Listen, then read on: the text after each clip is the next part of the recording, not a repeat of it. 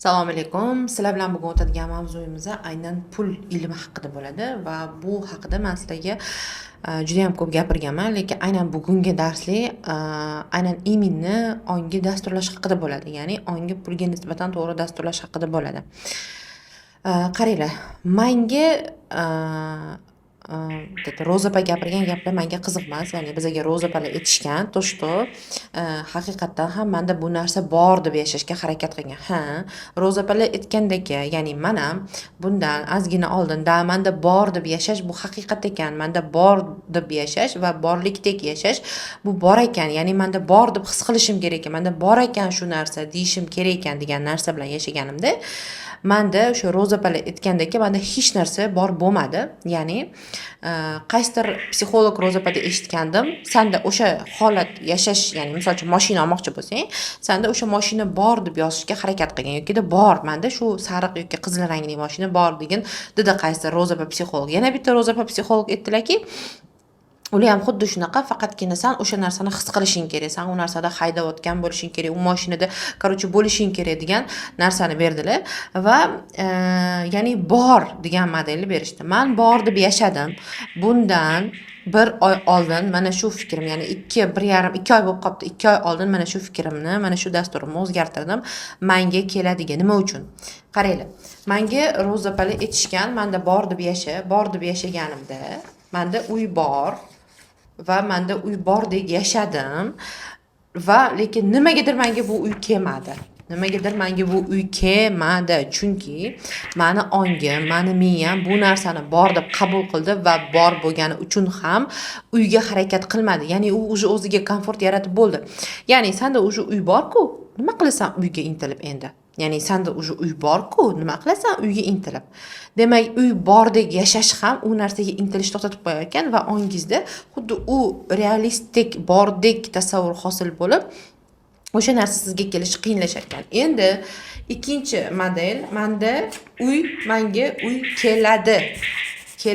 Aniq sana, aniq fakt 1 yil, 2 yil emas, menga uy keladi va uy kelishi uchun nima qilishimiz kerak? Doim yechim Allohdan duo, niyat va amal. Amaldan keyin biz ro'yobini ko'ramiz. Agar siz menda uy bor deb yashaydigan bo'lsangiz va u uy bordek yashaydigan bo'lsangiz, u uy sizga kelmaydi, chunki siz amalda qo'llamaysiz.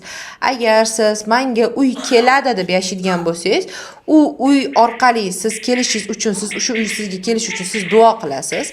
Avtomatik ravishda Allohga yo'lanasiz, niyat qilasiz, amal qilasiz, o'sha uy kelishi uchun amallarni qilasiz. Mana bu uy kelishi uchun siz amallarni qilasiz va o'sha uyni siz albatta o'sha ro'yobini ko'rasiz, ya'ni olganingizni ko'rasiz. Ya'ni обязательно siz mana shu uyda, ya'ni uyda yashayotganingizni shunchaki his qilmasdan, siz o'sha uy haqiqatdan ham kelishiga harakat qilishingiz kerak, intilishingiz kerak. O'sha uy haqiqatdan ham sizda, ya'ni bordek emas, siz o'sha uyni haqiqatdan kelishini his qilib, o'sha uy menga kelyapti, o'sha uy qanaqa kelyotgani, qanaqa uy kelyotganini his qilib yashashingiz kerak.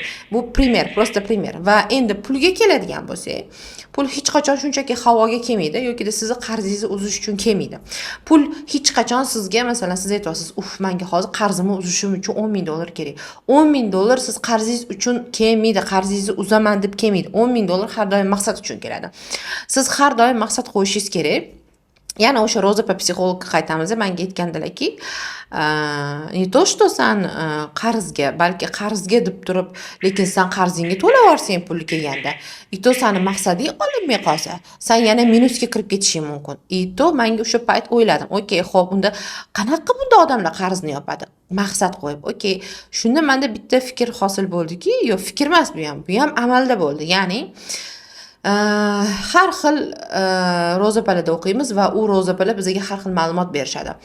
Bizni amalda qo'llaganimiz va bilim olib uni filtrlaganimiz haqiqiy. Va men Roza opalarni eshitishni to'xtatdim, harakatni boshladim, amalda qilishni boshladim va pul kelishi uchun maqsad qo'yishni boshladim. Birinchi o'rinda qo'ygan maqsadim ilm olish uchun. Ilm olish uchun, bilim olish uchun qo'yilgan maqsadga doim pul tez keladi va bilimga qo'yilgan maqsadda men o'qimas, misol uchun deylikdan, misol uchun bilim turibdi men bu yerda, deylik kattaroq summa, где-то $5000 o'qish turibdi-da, примерно вот $5000. Vau, de nima uchun u komfortdan chiqadigan summa-ku, $5000 turibdi. Va men $5000 o'qishga harakat qilayotganimda Alloh menga duolarim, niyatlarim orqali o'sha maqsadim uchun pul kelishni boshladi va Alloh aytarkanki, toki siz o'sha $5000 ilmingizga yig'ib olmaguningizcha, sizni bu yoqdagi turgan qarzlaringiz uzishni boshlaysiz, o'sha pullar, o'sha pul kelayotgan puldan uzishni boshlaysiz, uzasiz. Avtomatik o'sha uzilib ketadi, tushunasizlar? O'sha qarzni ham uzib yuborasiz avtomatik ravishda. Va siz o'sha yerda ya'ni o'qishga ham pul keladi, ham qarzingizni uzasiz va pul kelishi ham tezlashadi. Endi men juda ham ko'p bundan oldin, ya'ni Turkiyaga, Qozog'istonga borib kelishimdan oldin juda ham ko'p psixolog roza palada o'qidim. Hech narsa ola olganim yo'q. Bilasizlar, men psixolog emasman, terapevtman va ongni dasturlash va ongni to'g'ri dasturlab, ongni to'g'ri yo'naltirish orqali maqsadga to'g'ri eltish yo'llarini juda ham yaxshi bilaman. Ya'ni uni o'zini ssenariylari bor. Ya'ni ongni o'zini shunaqangi ssenariylari borki, o'sha ssenariylar orqali siz pul ssenariysi yoki bo'lishi mumkin uy ssenariysi, ya'ni uyni men sizga bermayman, uyni ham Alloh beradi. Allohga ulangan holda ssenariy tuziladi. O'ylamanglar, o'xtey, biz o'zimizni tuzib olar ekanmiz. Siz o'zingizdan meni xudoni yaratib olmang. Yana bo'lishi mumkin siz qanaqadir maqsad o'qish ssenariysi va mana shunaqa 10 ga yaqin ssenariy dasturlari bor menda. Tayyor ssenariy dasturlari bor. Agarda siz ham o'zingiz dasturlaringizni onlayn darslik orqali 10 xil ssenariyni olib o'zingiz dasturlashni xohlasangiz, bularning hammasi gipno amaliyot deyiladi. Onlayn tarzda qilinadi. Agar siz ham shu ssenariylarni olishni xohlasangiz, men sizni o'zimni yangi darsligimga taklif qilaman. U darslikda siz butkul 10 xil ssenariy bilan 10 xil jabhaga o'zingizga kerakli bo'lgan narsalarga dasturla olasiz. Bu 100% ishlaydigan narsa. 100%, ya'ni o'tda bitta darslik, ikkita darslik emas, 10 ta darslik bo'ladi va 10 xil ssenariy bo'ladi. Ya'ni 10 xil ssenariy, uni ichida hammasida Alloh bilan bog'lovchi o'zini yo'llari bo'ladi. Va mana shu darslikka sizlarni albatta taklif qilaman. Darslikni olish uchun esa adminga yozishni unutmanglar, обязательно adminga yozinglar.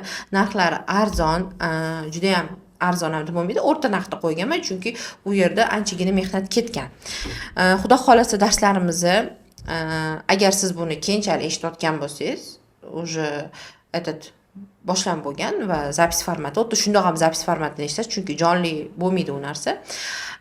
Lekin agar siz hozir eshitayotgan bo'lsangiz, u 10 xil ssenariy уже endi mana chiqish arafasida turibdi, ozgina yarmini yozib bo'lganman va u ham juda ham kuchli bilim hisoblanadi. Darsimni nomini e'lon qilmoqchiman qizlar. Darsimni nomi o'zi bir ajoyib, ozgina to'xtalmoqchiman shunga. Darsimni nomi mundarija deb nomlanadi. Ya'ni nima uchun mundarija? Har birimizni o'zimizdan taqdirimiz o'zimiz yozamiz. Ya'ni Alloh bizga taqdir bergan va qalamni ham bergan, taqdir qalamini bergan. Va siz hozirga oladigan darsligingiz mana shu siz kirishingiz kerak bo'lgan, taqdirga yozishingiz kerak bo'lgan, Alloh sizga bergan qalamini ishlatishingiz uchun mundarija bo'ladi. Va mana shu mundarija orqali siz o'z hamma sizga kelayotgan o'sha barcha nafrat, alam, dasturlashingiz kerak bo'lgan joylari, to'g'rilashingiz kerak bo'lgan hayotlaringizni onlayn tarzda dasturlay olasiz. 10 xil ssenariy bo'lgani uchun, deylik, 10 xil bob bo'lgani uchun darsimning nomini ham mundarija deb atadim va mundarija darsi sizga ancha-muncha yordam bo'ladi. Albatta hoziroq adminga yozing va ushbu darslikni olganingizdan so'ng ishonamanki, sizda juda tez orada natija bo'ladi va bu natijalarni albatta o'zimizning o'quvchilarimiz ham ko'rishingiz mumkin kanallarimga o'tib. Kanallarim bilasizlar, Telegram kanalimga ham a'zo bo'linglar. U yerda juda ham ko'p natijalarim bor. Mundarija darsida ko'rishguncha qizlar, xayr.